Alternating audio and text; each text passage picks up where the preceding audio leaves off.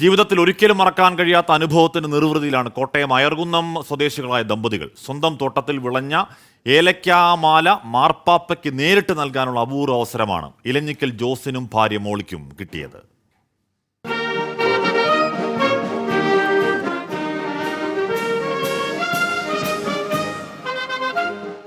ഏഴുമാസം മുൻപ് യൂറോപ്യൻ യാത്ര നിശ്ചയിച്ചപ്പോൾ അയർകുന്നം സ്വദേശികളായ ജോസും ഭാര്യ മോളിയും സ്വപ്നത്തിൽ പോലും വിചാരിക്കാത്ത കാര്യങ്ങളാണ് ഇക്കഴിഞ്ഞ ഏപ്രിൽ 24-ന് നടന്നത്.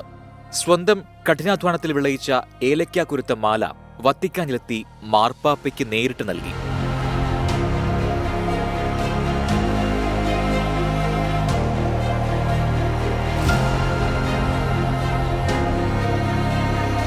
മകനും വൈദികനുമായ ഫാദർ ജോർജൻ ഇലഞ്ഞിക്കലിനും ചങ്ങനാശ്ശേരി അതിരൂപതയിലെ 40ഓളം വൈദികർക്കും ഒപ്പമാണ് ജോസും മോളിയും വത്തിക്കാൻ ചത്തുരത്തിലെത്തിയത്. ദൂരത്തു നിന്നെങ്കിലും മാർപ്പാപ്പയെ കാണാമെന്ന പ്രതീക്ഷ മാത്രമായിരുന്നു യാത്ര നിശ്ചയിച്ചതു മുതൽ ഇരുവരുടെയും മനസ്സിൽ. എങ്കിലും ഏലക്കാമാല നാട്ടിൽ നിന്നേ കയ്യിൽ കരുതിയിരുന്നു. വിവരം ആരോടും പറഞ്ഞതുമില്ല.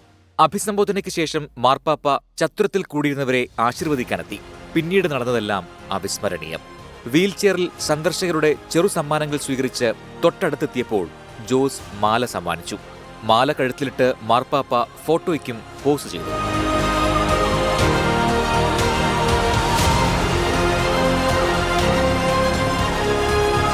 കട്ടപ്പനയിലെ തോട്ടത്തിൽ നിന്നുള്ള ഏലക്ക ഉപയോഗിച്ചാണ് മാല നിർമ്മിച്ചത്.